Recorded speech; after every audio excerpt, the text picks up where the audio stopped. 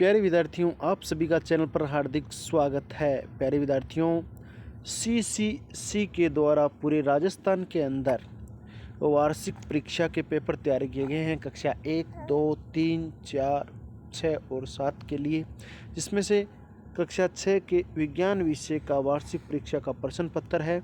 हम इसका अध्ययन करना शुरू करें उससे पहले आप वीडियो को लाइक कर दीजिए। अभी तक आपने चैनल सब्सक्राइब नहीं किया तो चैनल को सब्सक्राइब करें, घंटे का निशान दबाकर ऑल बटन पर क्लिक करते हुए अन्य साथियों के साथ शेयर कर दीजिए।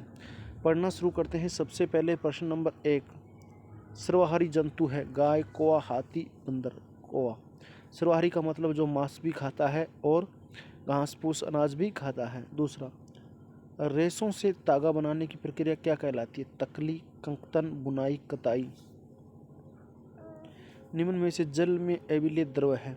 सिरका, नींबू का रस, मिट्टी का तेल। इनमें से कोई नहीं। चौथा, हमारा शरीर सूर्य के प्रकाश की उपस्थिति में कौन सा विटामिन बनाता है? Vitamin A, vitamin B, vitamin C, vitamin D.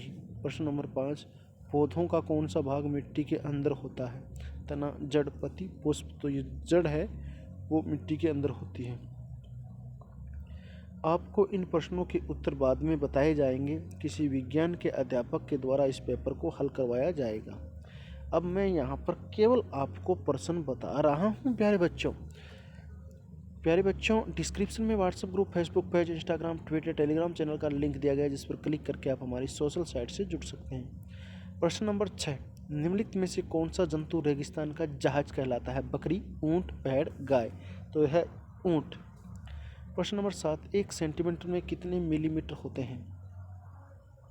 1 centimetre में कितने मिलीलीटर होते हैं? 10, 100, 1000, 10,000। अगला देखो, प्रश्न नंबर है 8, पारदर्शी वस्तु है? गत्ता, दर्पण, कांच, पेन। ये आपका कांच। प्रश्न नंबर 9, निम्न में से विद्युत का सबसे अच्छा चालक कौन सा है? मानव शरीर, रबड़, लकड़ी और प्लास्टिक। विद्युत का सबसे अच्छा चालक। प्रश्न नंबर 10, निम्न में से निर्जीव है? जल, छत्रक, काई, कीट। आगे बढ़ते हैं प्रश्न नंबर 11 की ओर। सही शब्द का चयन करते हुए रिक्त स्थानों की पूर्ति कीजिए। प्रश्न नंबर 11 से 20, विटामिन ए शाकाहारी, तना, जातव, जलीय, आवर्त, विलयन, सूर्य, दो पेशीय। अब ये जो 10 शब्द है ये आपको नीचे रिक्त स्थानों में भरने हैं। जैसे 11 नंबर, गति करते समय रिक्त स्थान के संकुचन से अस्थियां खिंचती हैं, तो शायद पेशियों के संकुचन से होता है। 12वां देखो, जल का संवहन करता है।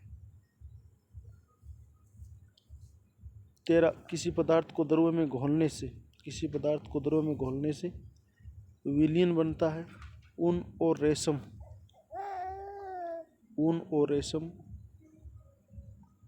तंतु है। रेगिस्तान हमारे भोजन में रेगिस्तान के अभाव में रतौंधी होती है। विटामिन ए के अभाव में रतौंधी होती है। 16, हिरण केवल पादप उत्पाद खाता है, इसलिए इसे शाकाहारी कहते हैं। अगला देखो, प्रश्न नंबर 17, वे आवास जिनमें जल में रहने वाले पौधे और जंतु रहते हैं। तो जलीय होते हैं ना, जलीय आवास। उसके बाद झूले पर किसी बच्चे की गति होती है, तो इनमें से कौन सा आएगा? आप देखिए, आवर्त, जातव, जो भी है।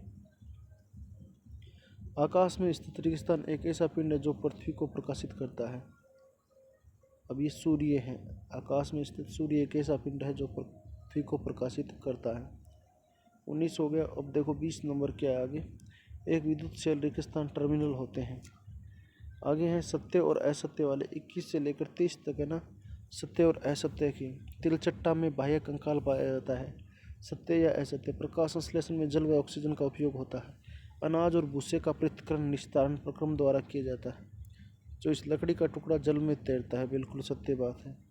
रुई से बिनोले बीज हटाने की प्रक्रिया को ओटना कहते हैं। प्रोटीन युक्त भोजन को प्राय शरीरवर्धक भोजन कहते हैं। दूध में कुछ दही डालने पर दूध दही में बदल जाता है। टाइम बदल जाता है, ये बात भी सत्य है। प्रश्न नंबर 28 देखो क्या है। SI मात्रकों में लंबाई का मानक मात्रक मीटर है। 29वां, जो वस्तुएं स्वयं प्रकाश का उत्सर्जन करती है उन्हें दीप्त पिंड कहते हैं। प्रश्न नंबर 30, विद्युत परिपथ बनाने के लिए धातु के तारों के स्थान पर जूट की डोरी प्रयुक्त की जा सकती है। अगला देखो, उचित शब्द समूह कथन के साथ मिलान कीजिए। रुई, जूट, ऊन, रेशम, संश्लिष्ट तत्व। इधर है पटसन, कपास, कीट, भेड़, नायलॉन। तो ऊन तो भेड़ से प्राप्त होती है, बाकी रुई कपास से प्राप्त होती है, और रेशम है, जूट है वो पटसन से प्राप्त होती है, रेशम कीट से, और संश्लिष्ट तंतु शायद नायलॉन से। तो फिर भी आप अपने अध्यापक से पूछ कर ये पेपर हल करोगे, हो सकता है इनमें कोई गड़बड़ी हो। आगे बढ़ते हैं प्रश्न नंबर 36। मैं केवल आपको प्रश्न बता रहा हूँ, उत्तर अपने अध्यापकों से पूछ लेना। 36, वर्गीकरण कीजिए। वायु, जल, चट्टान, दर्पण, दीवार, छाता, सूर्य, जुगनू, गत्ते की सीट। अपारदर्शी, पारदर्शी और दीप्त। अपारदर्शी, पारदर्शी और दीप्त अलग अलग यहाँ पर आपको लिखना है। जिसे जल हो गया, ये पारदर्शी है, तो ऐसे आप इनको लिखिए। आगे देखो 37 नंबर प्रश्न। चित्र में दर्शाई गई व्यवस्था में बल्ब दीप्तिमान क्यों नहीं होता है? बल्ब दीप्तिमान क्यों नहीं होता है? 38, आवर्ती गति के दो उदाहरण लिखिए। आवर्ती गति के दो उदाहरण लिखिए। आगे बढ़ते हैं 38 के बाद 39 नंबर प्रश्न की बात करते हैं। आवाज़ किसे कहते हैं? आवाज़ किसे कहते हैं? 40 नंबर, हमारी कोहनी पीछे की ओर क्यों नहीं मुड़ सकती? 41, पति का नामांकित चित्र बनाइए। आवाज़ किसे कहते हैं? हमारी कोहनी पीछे की ओर क्यों नहीं मुड़ सकती? पति का नामांकित चित्र बनाइए। आगे देखो प्रश्न नंबर 42, रात्रि में एक सीमेंट की बोरी वर्षा के कारण भीग जाती है, अगले दिन तेज धूप निकलती है, क्या सीमेंट में हुए परिवर्तन को उत्क्रमित किया जा सकता है? 43, छालन विधि का उपयोग कहाँ होता है? आगे देखो प्रश्न नंबर 44, लकड़ी से बनाई जा सकने वाली 5 वस्तुओं के नाम लिखो।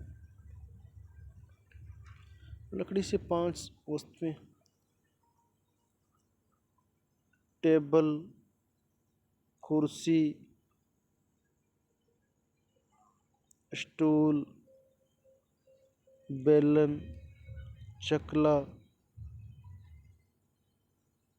दरवाज़ा, खिड़की, बहुत सारी वस्तुएं बना सकते हैं। 45, हमारे भोजन के मुख्य पोषक तत्वों के नाम लिखिए। Vitamin, iodine, calcium, protein.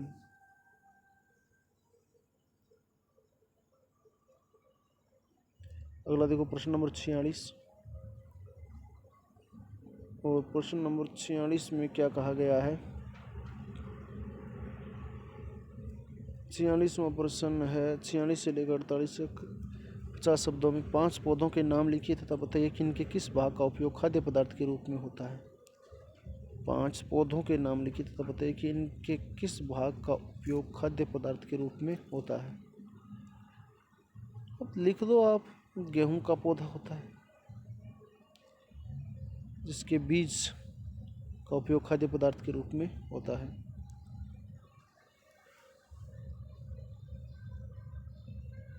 और भी जैसे जो भी आपको कितने पौधे बताने, 5 पौधों के नाम लिखने हैं जो खाद्य पदार्थ के रूप में काम में लिया जा सकता है। जैसे गन्ना है, उसके रस को खाद्य पदार्थ के रूप में काम में लिया जाता है। रस से गुड़, शक्कर वगैरह, चीनी वगैरह बनती है। और भी जैसे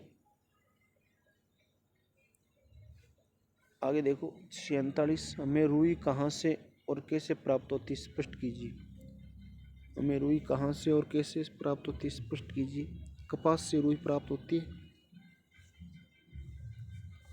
आगे देखो, अपनी पुस्तक में देख के ये उत्तर लिख लो। 48 नंबर प्रश्न, विद्युत चालक एवं विद्युत रोधक पदार्थों में क्या क्या अंतर है? विद्युत चालक का लिख दो और विद्युत रोधक का लिख दो। तो ये प्यारे विद्यार्थियों आपका पेपर है। डिस्क्रिप्शन में WhatsApp group, Facebook page, Instagram, Twitter, Telegram channel का लिंक दिया गया है, जिस पर क्लिक करके आप हमारी सोशल साइट से जुड़ सकते हैं। इस पेपर को हल करवा के भी हम अपलोड कर देंगे कल तक। अगर वीडियो पसंद आया तो आप लाइक करें। अभी तक आपने चैनल सब्सक्राइब नहीं किया तो चैनल को सब्सक्राइब करें, घंटे का निशान दबाकर ऑल बटन पर क्लिक कर दीजिएगा। आपने वीडियो को अंत तक देखा, इसके लिए बहुत बहुत धन्यवाद। अगले वीडियो में मिलेंगे, तब तक के लिए जय हिंद, जय भारत, वंदे मातरम।